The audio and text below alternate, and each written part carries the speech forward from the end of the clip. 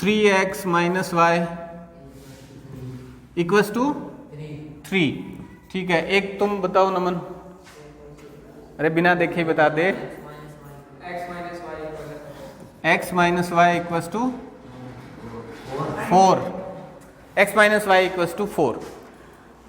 Solve करने से पहले हम क्या देखेंगे कि कोई सॉल्यूशन होगा या नहीं, तो कोफिशिएंट्स कंपेयर करते हैं। तो a1 क्या है देखो 3 है, b1 क्या है -1 है, और c1 क्या है, अगर इसको इधर लेके आओगे तो -3 हो जाएगा, है ना। अगर स्टैंडर्ड फॉर्म में लिखोगे इधर लेके आओगे तो -3 हो जाएगा, तो मैंने माइनस ले लिया। वैसे कोई फर्क नहीं पड़ना है, क्योंकि जैसा साइन चेंज होगा तो नीचे भी चेंज हो जाएगा। ठीक है, b1 क्या है, सॉरी a2 क्या है 1, b2 क्या है -1, और c2 क्या है -4। तो इनको चेक करते हैं। 3/1 ये रेशियो है, और ये क्या है -1/1 यानी 1/1, तो not equals to 0। a1 upon a2 is not equals to b1 upon b2। तो सॉल्यूशन क्या होगा, यूनिक सॉल्यूशन होगा। ठीक है, अब चेक करते हैं सॉल्यूशन कैसे फाइंड आउट करोगे। तो सबसे पहला मेथड है आपका सब्स्टिट्यूशन। सब्स्टिट्यूशन मेथड देखो, स्पेलिंग सही है क्या है? SUBSTITUTION सही है स्पेलिंग? हाँ ठीक है, सही है ना, मतलब वही पूछ रहा हूँ। चलो, सब्स्टिट्यूशन मेथड। सब्स्टिट्यूशन का मतलब क्या होता है? प्लेयर को सब्स्टिट्यूट करते हैं। हाँ ठीक है, टीचर जैसे क्लास में मैथ्स का टीचर नहीं आया तो सब वो लग जाती है ना, क्या बोलते हो तुम, एडजस्टमेंट लग जाती है, मतलब सब्स्टिट्यूट आ जाता है, उसका दूसरा टीचर आ जाता है, सब्स्टिट्यूट करना। ठीक है, तो यहाँ क्या सब्स्टिट्यूट करेंगे हम? इक्वेशंस हैं अपने पास, किसको सब्स्टिट्यूट करेंगे? हमें वेरिएबल फाइंड आउट करने हैं, तो एक वेरिएबल को दूसरे से सब्स्टिट्यूट कर देंगे, फिर सोल्व कर लेंगे। ठीक है, चलिए करके देखते हैं। तो इक्वेशन अपनी एक होगी 3x minus Y equals to 3, दूसरी इक्वेशन है x minus Y equals to 4। इस y को मैं अगर इधर ले जाऊं तो x equals to 4 plus Y हो जाएगा। ये जो वैल्यू है x की, ये मैं दूसरी इक्वेशन में पुट कर देता हूं। देखो वापस इसी में मत पुट कर देना, यहां से तो फाइंड आउट ही की है वैल्यू, तो वापस इसी में मत पुट कर देना, दूसरी में पुट करनी है। यानी x की जगह मैं क्या लिख सकता हूं 4 प्लस वाई, यानी x को मैंने सब्स्टिट्यूट कर दिया किससे? 4 प्लस वाई से, है ना। ठीक है, minus Y equals to 3, so 3 into 4 12, 3 into Y 3y minus Y equals to 3, ये हो गया 12 प्लस 2y इक्वल्स टू 3। इस 12 को इधर ले आओ तो 2y equals to 3 minus 12, 2y equals to minus 9, y equals to minus 9/2 यानी माइनस 4.5। y की वैल्यू आ गई। ठीक है, अब एक ही वेरिएबल की वैल्यू आई है हमारे पास, दूसरी भी तो फाइंड आउट करनी है, और दूसरी की क्या है x, तो इसमें पुट कर दो, चाहे इसमें पुट कर दो, चाहे इसमें पुट कर दो। अब इसको किसी में पुट कर दो, इसमें आपको आंसर मिल जाएगा। ठीक है, तो इसी में पुट कर देते हैं। x इक्वल्स टू 4 और y की वैल्यू क्या है माइनस 4.5, तो माइनस 4.5 0.5 माइनस का हाफ मिल गया आपको। ठीक है, तो ये मेथड है, इस मेथड को क्या बोलते हैं? Substitution method. अच्छा, जरूरी नहीं है आप यहां से ही x की वैल्यू फाइंड आउट करें, आप यहां से ही फाइंड आउट कर सकते थे, आंसर सेम आएगा आपके पास, वो भी करके दिखाता हूं मैं आपको।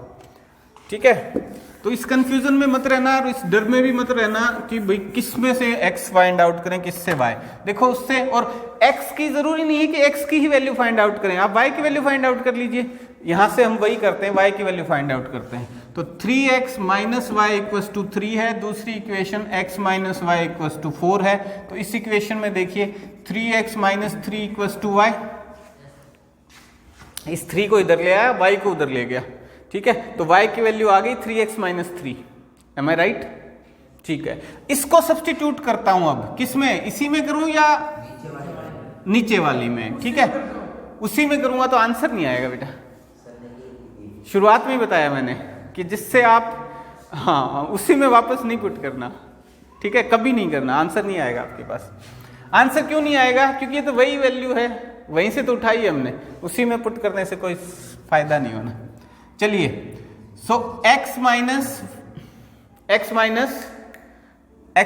y की वैल्यू पुट करता हूं, 3x minus 3 equals to 4। So x minus 3x minus minus plus 3 equals to 4। x minus 3x minus 2x, ये 3 उधर ले जाओ तो 4 माइनस 3 हो जाएगा, माइनस 2x इक्वल्स टू 1 और x इक्वल्स टू माइनस 1/2 यानी 0.5 माइनस का, नेगेटिव 0.5। ठीक है, वहां भी वैल्यू क्या आई थी? नेगेटिव 0.5। किसकी आई थी? x की आई थी। ये वैल्यू उठा के इसमें पुट कर दो, आपके पास y की वैल्यू आ जाएगी, माइनस 4.5 आ जाएगी। ठीक है, तो किसी भी इक्वेशन से आप x या y किसी भी वेरिएबल की वैल्यू फाइंड आउट करो, दूसरे में पुट कर देना।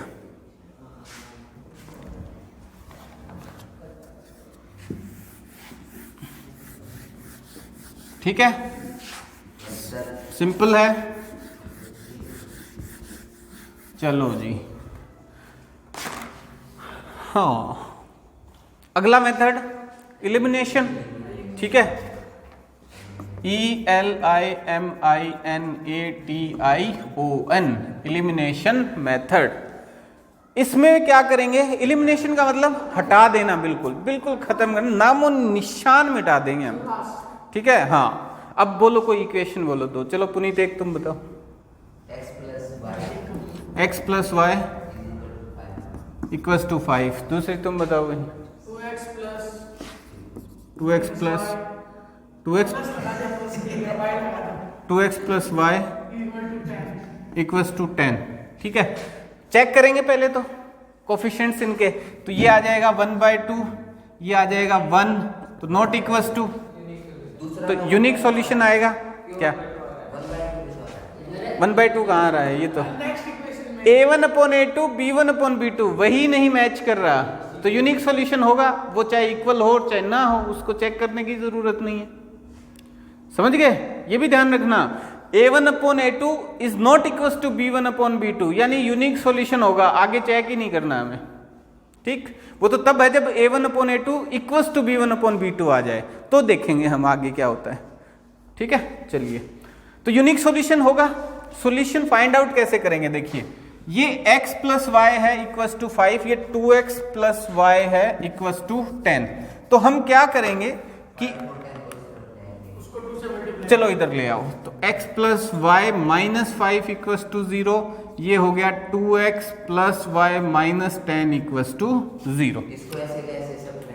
हाँ, यहाँ क्या है? y की वैल्यू देखो, ऊपर भी y है नीचे भी y है, कोफिशिएंट दोनों का सेम है, तो एक तो यहाँ से ही सब्ट्रैक्शन कर देंगे हम, x minus 2x minus x बच गया, y से y कैंसिल, माइनस 5 माइनस ये 10 प्लस का हो जाएगा, तो प्लस 5 इक्वल्स टू 0, x की वैल्यू आ जाएगी minus 5, minus x equals to minus 5 और x इक्वल्स टू 5। तो x की वैल्यू 5 आ गई। y की वैल्यू कैसे फाइंड आउट करेंगे? इसमें किसी में ही पुट कर दो। y की वैल्यू क्या आएगी? देखो, x अगर 5 है तो y 0 आ जाएगा, y इक्वल्स टू 0। सॉल्यूशन आ गया दोनों। ये क्योंकि y की वैल्यू सेम थी, अगर सेम ना हो जैसे कि x के केस में है, ठीक है, तो हम कैसे? अब इसमें इलिमिनेट करने का मतलब क्या है? हटा देना। तो देखो, हमने y को पूरी तरीके से हटा दिया सब्ट्रैक्शन करके। ठीक है, आप सब्ट्रैक्शन भी कर सकते हो, आप एडिशन भी कर सकते हो। अगर इसमें एक पॉजिटिव और एक नेगेटिव होता और दोनों वैल्यू सेम है, तो ऐड कर दो आप, पॉजिटिव और नेगेटिव दोनों मिलके क्या कर देंगे? एक दूसरे को कैंसिल कर देंगे। ठीक है, सो इस केस में देखो, अगर हमें x इलिमिनेट करना है तो क्या करेंगे हम? x plus Y minus 5 equals to 0, 2x plus Y minus 10 equals to 0।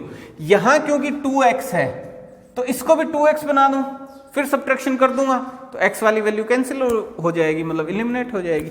तो इस पूरी इक्वेशन को किससे मल्टीप्लाई कर दो? 2 से।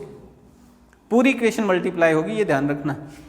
सो ये क्या हो जाएगा? 2 into x 2x, 2 into Y तो 2y और 2 इंटू -5 -10 इक्वल्स टू 0। अब सब्ट्रैक्शन कर दो, subtraction cancel out, y -2y -y -10 + 10 ये भी कैंसिल आउट इक्वल्स टू 0 और y इक्वल्स टू 0। -y है, माइनस उधर ले जाएंगे तो 0 में चला गया, y की वैल्यू आ गई 0। ठीक है, x हमने एलिमिनेट कर दिया, y की वैल्यू आ गई 0। अब x की फाइंड आउट करनी है तो इक्वेशन में पुट कर दो, चाहे इसमें पुट कर दो चाहे इसमें पुट कर दो। चलिए इसमें पुट करोगे तो x की क्या आ जाएगी, 5 आ जाएगी, तो y equals to 0, x equals to 5। This is elimination method, simple, कोई दिक्कत? ठीक है। Third case, cross multiplication.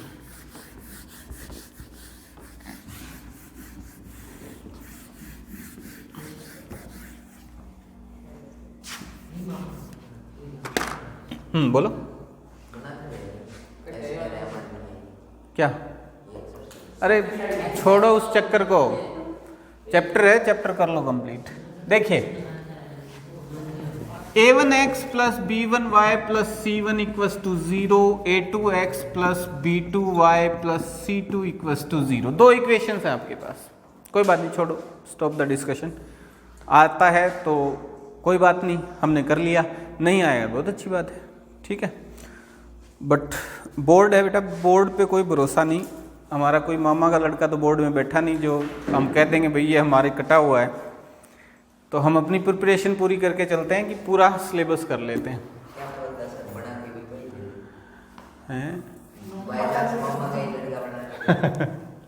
तो फिर चिंता का एक ही है ना।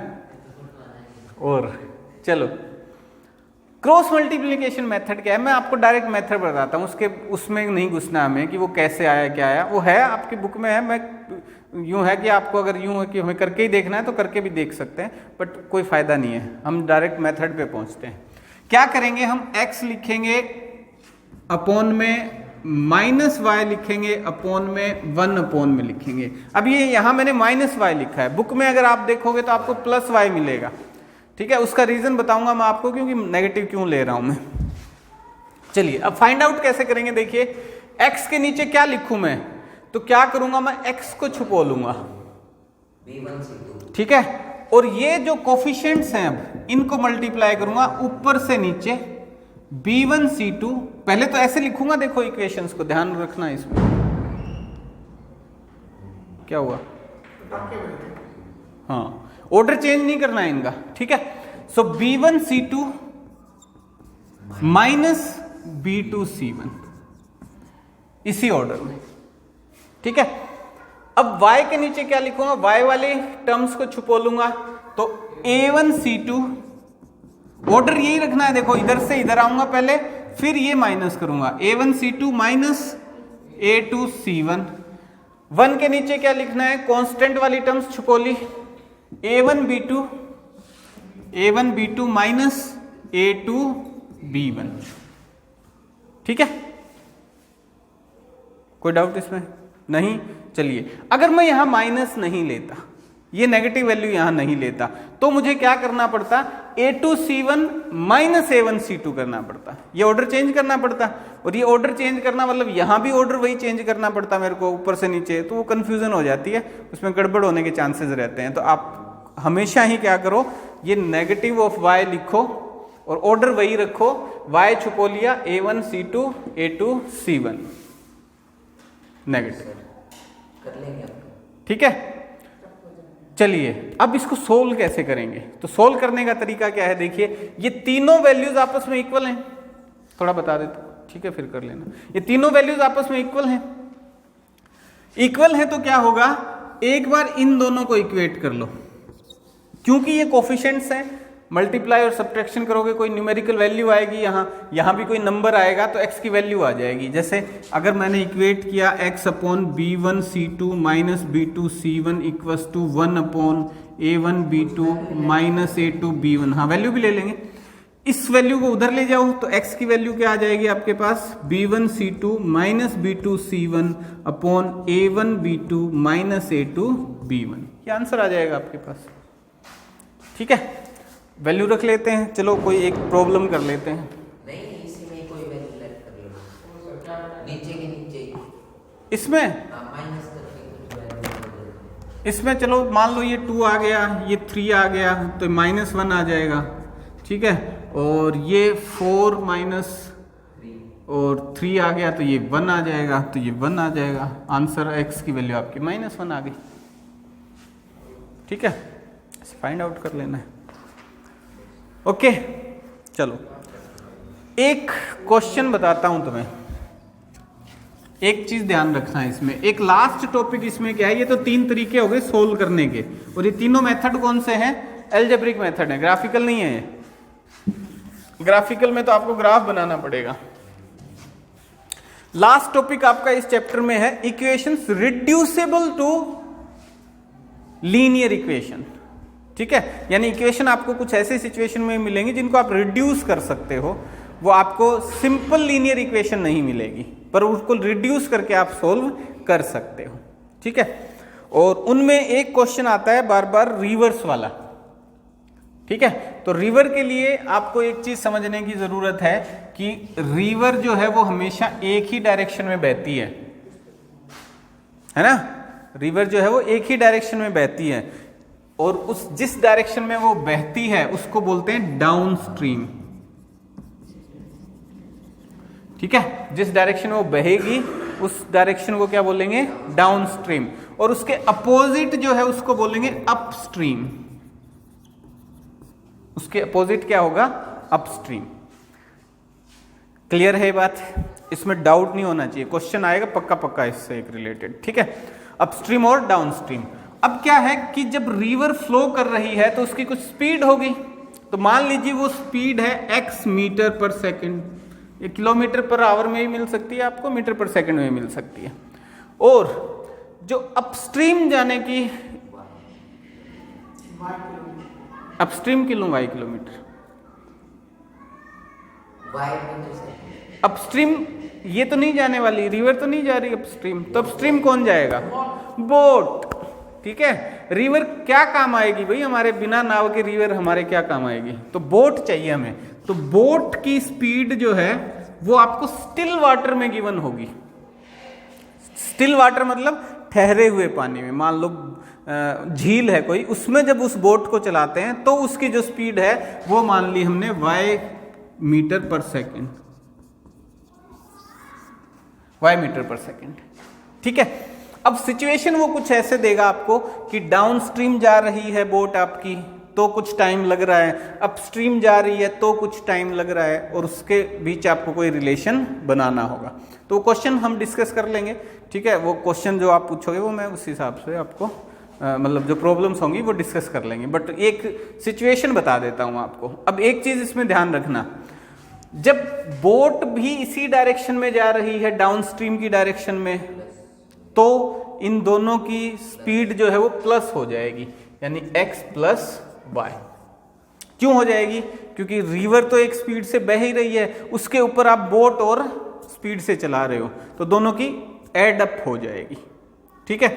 चलो दूसरा केस, जब अपस्ट्रीम जाओगे, अपस्ट्रीम जाओगे तो आप क्योंकि अपोजिट जा रहे हो रिवर के, तो सब्ट्रैक्ट हो जाएगी स्पीड आपकी। अब सब्ट्रैक्शन किसका करोगे?